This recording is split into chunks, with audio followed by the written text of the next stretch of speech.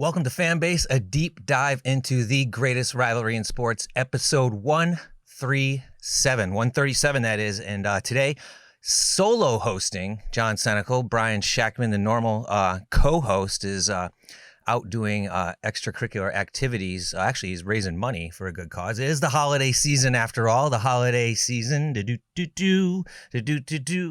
We are going to talk a little bit of Yankees, obviously. We're going to talk Red Sox if there's anything to talk about. They ain't doing nothing. But what we need to start with, obviously, is Christmas has come early to Hollywood. I mean, since we've last talked, Shohei Ohtani, $700 million. And now, just now, Yamamoto, 10 years, $325 million. Now, that may sound crazy to most people because obviously he hasn't pitched in the MLB, but he's proven in Japan. He's pitched on the big stage, the WBC. He's won in Japan. He's 25 years old. He's going to be playing with Shohei. He's going to be playing in Dodger Stadium for at least 81 games, and hopefully, I guess, for them in the postseason. But the big question is, can he handle it? Can he handle it? As a Yankee fan, like this morning, when I told my son, he's like, well, Yamamoto's cheeks anyways, and cheeks means he sucks. Well, we all know he doesn't suck, but Yankee fans are going to say that, right? But if he was a Yankee, we were talking about it as he was a Yankee, we'd be going crazy right now. We'd be saying, he's going to slot right behind Garrett Cole and he's going to be blah, blah, blah. But he's not. He's a Dodger. So the question is, will he be able to perform? He's going to be their ace. I mean, let's be honest. He's going to be their ace. Shohei's not going to pitch, supposedly, until 2025.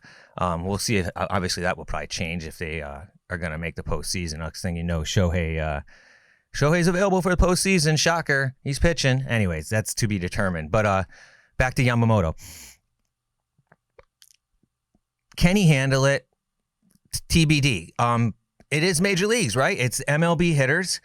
He did it in the WBC, but that's a very small sample size. Very, very, very, very small sample size. And listen, if you've known anything about how Major League Baseball has worked in the last, 10 years, definitely, last 5 for sure, they figure you out real quick.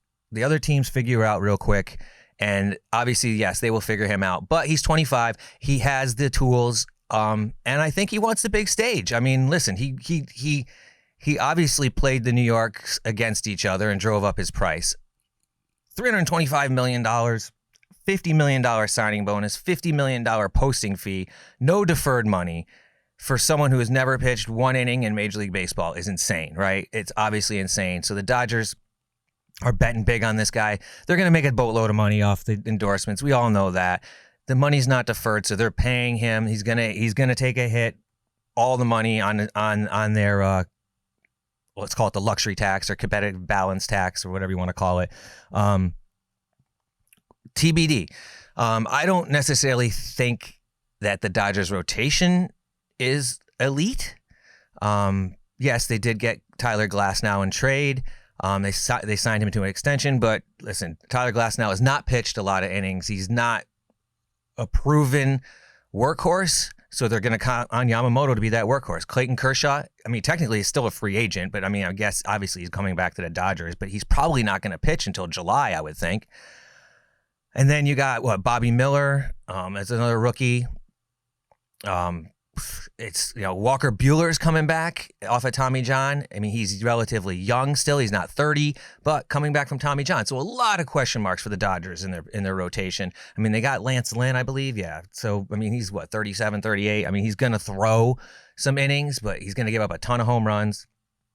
And the Dodgers are going to have to hit. They're going to have to hit. And honestly, I still think probably the Diamondbacks have the best rotation in the NL West. So that being said, a lot of pressure on Yamamoto. Can he handle it? I mean, Japan is not a big travel for teams. I mean, most of it's by train. I think there might be like one flight they have to take, but it's not East Coast, West Coast stuff. Like he's going to have to acclimate here. I'm sure Shohei will take a lot of pressure off with the media thing, but I'm sure it's going to be the whole, we're playing together hype. He's going to demand a lot of attention. So let's see if he can handle it. The other big news since we talked last is Juan Soto's to the Yankees. I mean, what else can you say? I mean, as a Yankee fan, ecstatic, absolutely ecstatic that he's coming to the Yankees, that he's going to be playing for the Yankees. The one big question is, will he play for the Yankees in 2025? Scott Boras is his agent. He said he's not going to be signing any sort of extension. So I guess, the Yankees have to sell him on the experience, and let's hope he does good and the fans embrace him, because if he's not doing good and the fans are going to let him know it, and I'm guarantee he's not going to want to come back. But that being said, listen, Juan Soto is elite. All right, let's just cut to the chase. His numbers are ridiculous. If you look at his career numbers, yes, he did bat low for his standards last year, sub 300. But on-base percentage high, OPS high. I mean, the guy gets on base. He doesn't strike out. He can hit. Will he get crazy and try to pull the ball at Yankee Stadium? I don't think so, because he's always been that kind of hitter that can hit the ball wherever he wants. He's like Shohei. He hits the ball all over the place. He's left-handed bat, like Freddie Freeman, doesn't strike out, good plate discipline, and he hits the ball all over the park. So he has to stick to what works for him and what has worked for him at Yankee Stadium. And by all accounts, he'll be hitting, I guess I would think, in front of Aaron Judge. Yeah, and then that goes to question who's hitting behind Aaron Judge.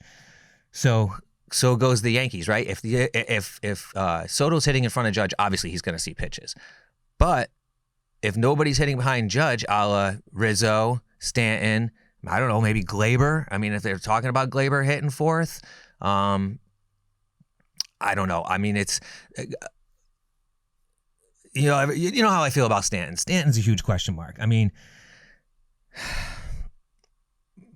he's going to be great for like 20 games probably. And that's not going to be 20 games straight. It's going to be 5 games here or 3 games there. Or listen, what Cashman said, he's going to go on the IL. He's definitely going to go on the IL at some point, and he's going to hurt you. He's going to hurt you, and the Yankees need someone to hit behind Aaron Judge, period.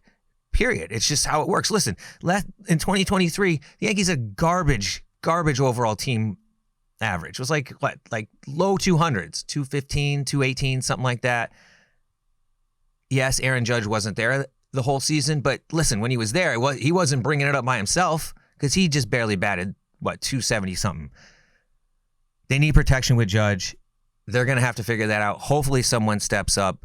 We talked about Verdugo. Verdugo's great. I think, the one thing about Verdugo you like is that he posts, he plays, and you still got to wonder why the Red Sox got rid of one of their only draws. I mean, yeah, is he the big flashy name like Devers is for the big, free agent that, he could have been, but he didn't, he signed with the Red Sox? No. But it is Alex Verdugo. He brings some life. So, I mean, maybe he'll bring some life to the Yankees, too, and jazz them up a little bit. He's already shaved his beard. He says he's ready to go. His mom likes the way he looks. So only time will tell. I'm excited about it. He gets on base, and like I said, he posts. That being said, Yankees miss out on Yamamoto, and the Red Sox miss out on Yamamoto. I mean, come on. Seriously, Red Sox, are you going to do anything? I mean, anything. If Brian was here right now, he'd go into this big, thing about, that's why I gave up my tickets this year. And he's right. He's right. Brian's right. What is the draw in Boston? What is the draw in Boston? If there was one team that should have been pressing, I mean, not just one, but I mean, one of the couple teams, like Boston, San Francisco, Chicago, those teams need a pitcher like Yamamoto. The Boston Red Sox have nobody in their starting rotation. You could say what you want about the young guy, or and then Sale's not going to do anything. All right, Sale's not going to be a factor. What is he going to do? He's going to throw maybe 50 innings before he gets hurt, if he's lucky. I mean, that's just it. He's like your Stanton. He's your Stanton, but he's the pitcher. You can't count on him. You're not going to be able to count on anybody in that rotation. There's nothing to like. I'm sorry. I'm not just saying this as a biased Yankees fan. There's nothing to like about the Red Sox. There's nothing to like about the Red Sox next year. And you know what? They finished last in the division last 2 out of 3 years, and they're probably going to finish last in the division again. On paper, they should. Let's hope the Yankees aren't battling them out for the basement this year. But, the Yankees got to get their rotation together, too, because, listen, they miss out on Yamamoto. Say what you want about their rotation. Yes, they do have the reigning AL Cy Young Award winner. And that being said, Blake Snell won in the NL. Blake Snell, say what you want about his walks and everything. He's not the Flash, all right? Garrett Cole was the best pitcher in baseball last year.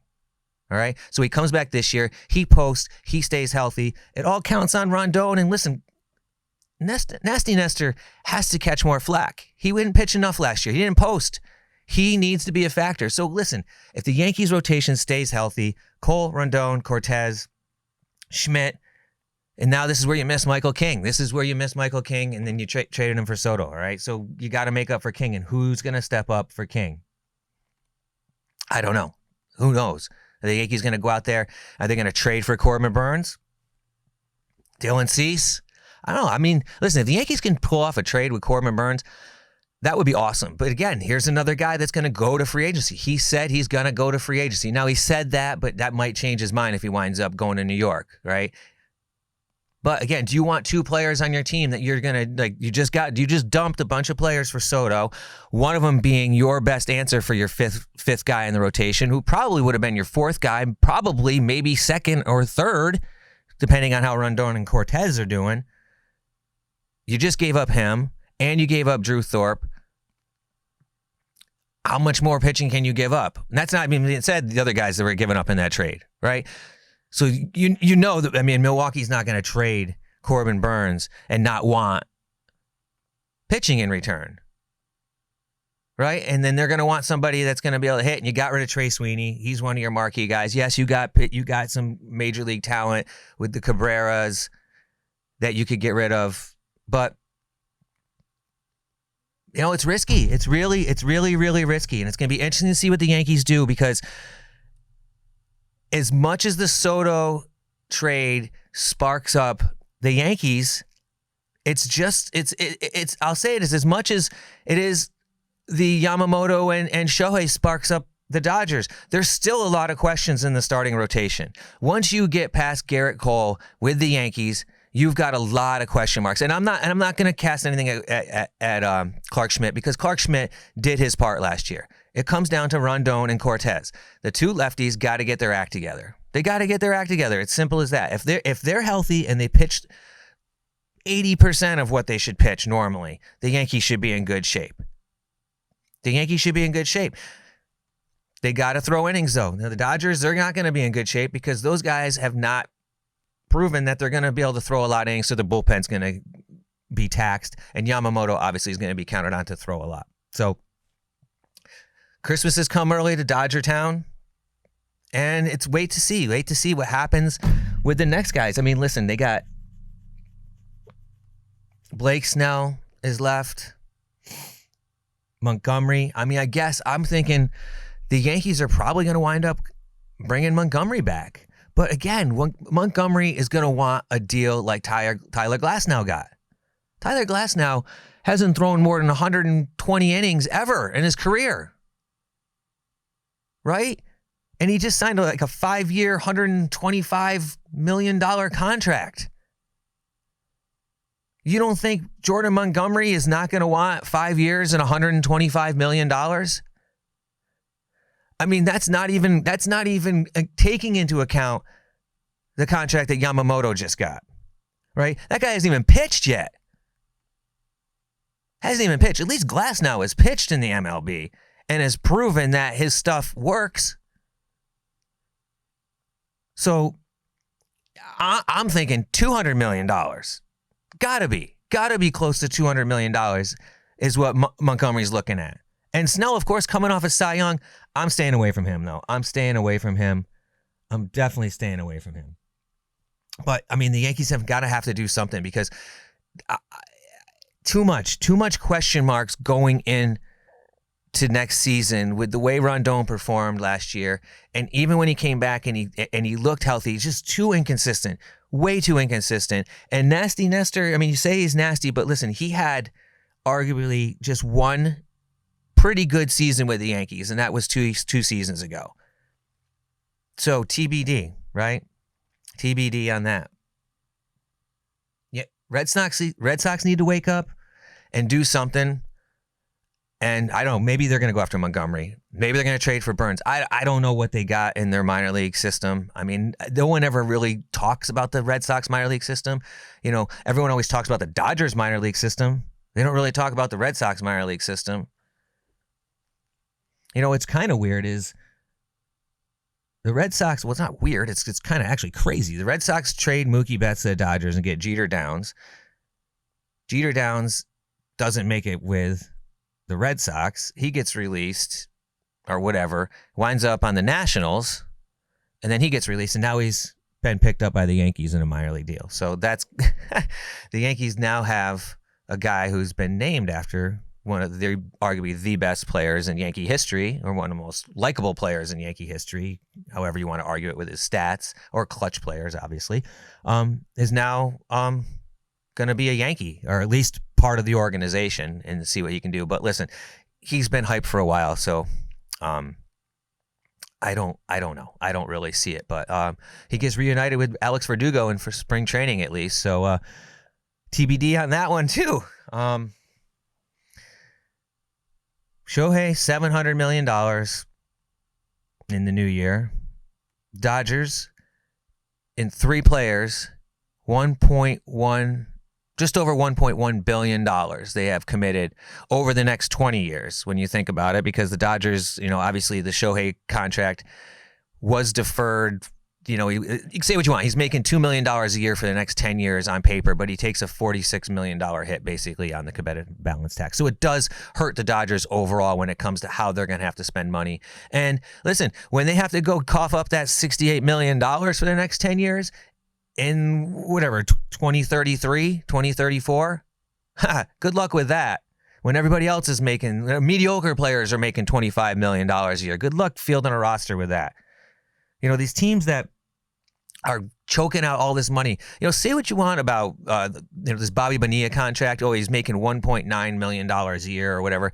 You know, he's probably only got like 5 or 6 more years left on that. But you know, he got like a 20-year deferred contract or whatever that was. You know, these $1.9 million a year is peanuts now. You mean to tell me that in 10 years from now, that $68 million a year is going to be peanuts? I don't know, man. If we're living in a society where 10 years from now, $68 million is peanuts, then we got some problems. I mean, we're living really, really, really high on the hog. So there's going to be a lot of questions that need to be answered, and there's going to be a lot of manipulation. MLB is going to have to get creative with contracts and contract negotiations and the players union, because they're going to have to figure out this deferred money stuff, because teams, like, I think it's bad now with only certain teams being able to compete. It's going to come down to just like 3 teams are going to be able to do anything, if that. I mean, if you're going to be talking about payrolls where, you know, you got a guy who ain't even playing, he's sitting at home, you know, with his dog, making $68 million a year, and he ain't even on your team. He's not even on your team, and you got to have 25 other players, and if they're making an average of $25 million a year, or not even say that, make it $10 million a year. $250 million. That's your payroll. That's your payroll. $250 million is your starting point.